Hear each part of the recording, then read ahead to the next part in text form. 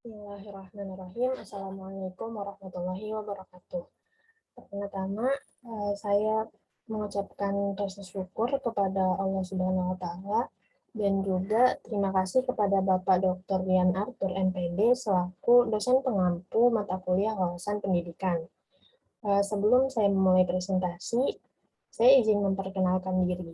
Nama saya Muti Ansyahidah dengan NIM 11016210057 dari kelas Teknologi Pendidikan A angkatan 2021 Fakultas Ilmu Pendidikan Universitas Negeri Jakarta. Kali ini saya akan mempresentasikan tugas dari UTS yang berjudul Hubungan Sosial Budaya, Ekonomi, dan Politik dengan Peradaban dan Pembentukan Karakter serta Pemikiran Ahli Pendidikan.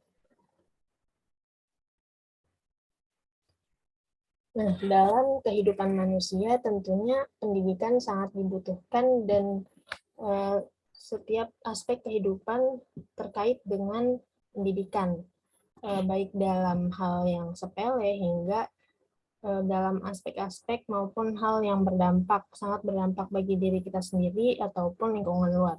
Nah, pentingnya pendidikan ini sudah diimplementasikan di Indonesia dan dicerminkan dalam sistem wajib belajar 12 tahun. Jadi dengan adanya wajib belajar 12 tahun itu kurang lebih sekitar sepertiga dari usia kita dihabiskan untuk menempuh pendidikan di lembaga pendidikan. Namun tidak hanya di lembaga pendidikan, tapi kita masih melibatkan pendidikan dalam kehidupan kita di luar itu. Nah, ini juga mengacu pada salah satu manfaat pendidikan, yaitu untuk mengembangkan potensi pada diri manusia, serta kodrat manusia sebagai orang yang dapat dididik maupun yang mendidik. Nah, pendidikan ini sangat dekat kaitannya dengan pembentukan karakter. Jadi memang tujuan atau fungsi dari pendidikan itu sendiri memang bertujuan untuk sebagai proses pembentukan karakter dan juga untuk menciptakan atau membentuk manusia yang memiliki budi pekerti yang baik.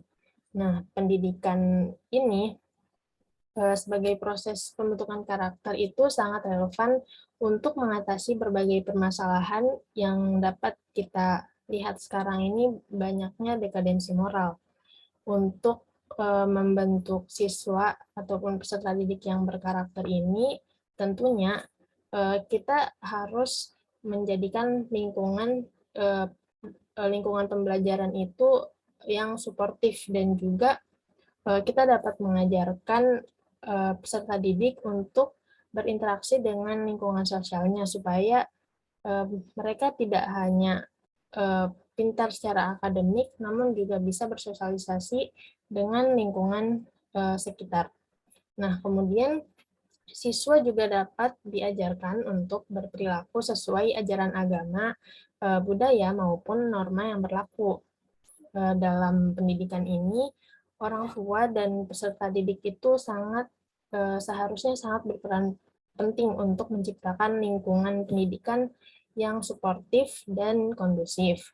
Nah, mungkin perlu juga diperhatikan dalam berinteraksi sosial ini ada hal-hal yang mungkin sekiranya sensitif, seperti misalkan tentang perbedaan suku, ras, agama, maupun lainnya.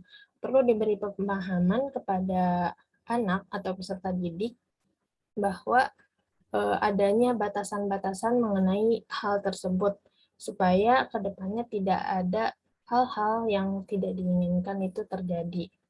Nah, adanya pembentukan karakter dalam pendidikan ini dapat memengaruhi perubahan sosial dan budaya pada suatu masyarakat. Pembentukan karakter perlu ditanamkan sejak usia dini, karena nantinya akan menjadi acuan untuk kedepannya. Dan juga dengan pendidikan karakter itu akan memberikan banyak insight positif untuk seseorang. Nah, dalam ekonomi itu pendidikan juga berpengaruh ya. Jadi ekonomi dan pendidikan saling memengaruhi. Pertama, ekonomi itu akan maju jika sumber daya berkualitas yang dari hasil pendidikan tadi. Dan juga pendidikan akan terus berkembang jika ekonomi tersebut maju. Karena sebagai modal dalam pendidikan, tentunya pendidikan membutuhkan dana atau biaya dalam pelaksanaannya. Jadi ekonomi dan pendidikan itu keduanya saling mempengaruhi. Kemudian selain ekonomi dan sosial budaya, politik juga memiliki hubungannya atau keterkaitan dengan peradaban dan pendidikan. Nah, pendidikan sendiri itu merupakan salah satu bentuk politik. Jadi pelaksanaannya itu dijalankan atau dilaksanakan berdasarkan program dari pemerintah. Namun, sayangnya politik sering dianggap sebelah mata atau dipandang sebelah mata dan juga mungkin dianggap negatif bagi sebagian masyarakat karena image yang beredar itu mungkin image-image yang negatif seperti kebohongan, ketidakadilan, korupsi maupun sebagainya. Nah, persepsi ini mungkin dapat diakibatkan oleh ekspektasi yang tidak sesuai kenyataannya. Kembali lagi dalam hal ini, seharusnya tokoh-tokoh politik itu mereka harus orang-orang yang kompeten dan yang berkompetensi di bidangnya dan juga sebaiknya seharusnya memiliki karakter yang baik supaya dapat menjadi panutan dan juga bisa melaksanakan fungsi wewenang maupun tugasnya dengan baik. Sehingga masyarakat tidak memandang sebelah mata mengenai politik ini. Nah, kemudian dalam memajukan kualitas pendidikan di Indonesia, kita bisa melihat atau mengadopsi pemikiran-pemikiran dari para ahli, seperti misalnya Muhammad Syafi'i. Beliau itu salah satu tokoh pendidikan Indonesia. Yang menarik dari pemikiran Muhammad Syafi'i ini ada salah satunya yaitu mengenai 3 unsur yang menjadikan siswa kreatif.